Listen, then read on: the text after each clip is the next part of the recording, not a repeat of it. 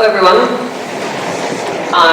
So, as of today, throughout Rhode Island and throughout the country, there's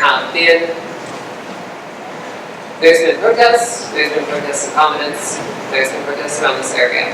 And the reason why we have those protests is that there have been acts of harassment, all of this stuff that's been happening against people here, on this campus, people in this community, and people in the state. I think that there was some language in some of these press releases that really stuck out to me. And the first was that, we talked about this is stuff that's getting reported. When we talk about harassment, the reality is this is, right now there's a big upswing in reported harassment that gets reported. Because right now, we have this entire culture, this super white nationalist stuff that got validated with the election of Donald Trump. I think something that some of the failure of the Democratic messaging is that are we going to go around and say that every single Trump supporter is extremely, like Confederate flag, racist, and is that necessarily true? And the answer is no. Keep in mind, we have to consider the difference between interpersonal interaction racism, interpersonal racism, and structural racism. I think that was a major point that Democratic messaging really did not get across. Now, right now we have this whole group of people who are together and concerned about this kind of stuff. We're concerned about harassment on campus. But we have to recognize that, one, harassment on this campus has been a problem for a very long time. We've had, and I would say at this point, it's going to be almost every single year where we have one of these meetings where everybody gets together. In 2009, my first year, I'm a grad student now. I'm going to graduate eventually. But in 2009, we had a big meeting together on the quad, and we said, well, okay, we're going to end URI. Well, clearly that did not happen. In 2010, there was a sit-in in the library to protest homophobia on campus. And guess what? There's still plenty of homophobia and now transphobia on campus. So when we're talking about this question of how we're going to protect people, I think one,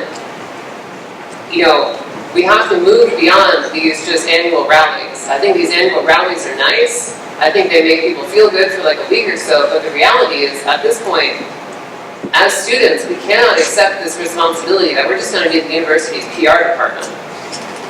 So, beyond just calling for, an annual rally every single year to address this, I think the major thing we need to do is talk about the logistics of a student-led, decentralized self-defense effort.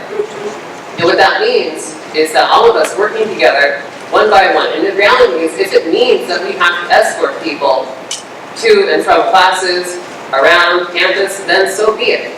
If you go to an abortion clinic, that's the kind of community support, because that's what we're dealing with. So those efforts, I think we have to look back at this feminist and activist history of those kinds of self-defense efforts on campus. The other thing that I'm seeing is we have to change this narrative of what harassment looks like. We have all these blue light films on campus. We talk a lot about what happens at night. The reality is that this kind of stuff happens during the day, too. We get into this idea that crime and harassment is just this random stuff that happens when you're walking a mile through the dark, and not blue light phones and all this other stuff. We have every single year, we have this Take Back the Night rally that's pointing out that there's all sorts of violence that happens in dorm rooms with sexual assault. That's also something that as a community we have. Okay.